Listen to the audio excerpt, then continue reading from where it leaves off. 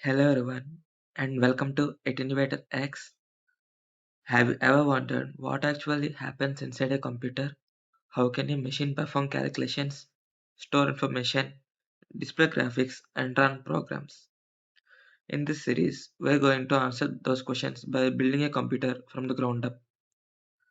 We'll start with the basics of electronics, learning about resistors, capacitors, semiconductors, diodes and MOSFETs.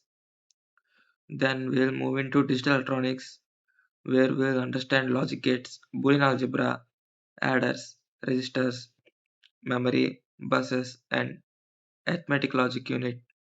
Step by step, we'll connect these building blocks together until we have a complete 8-bit computer capable of learning simple programs and controlling displays.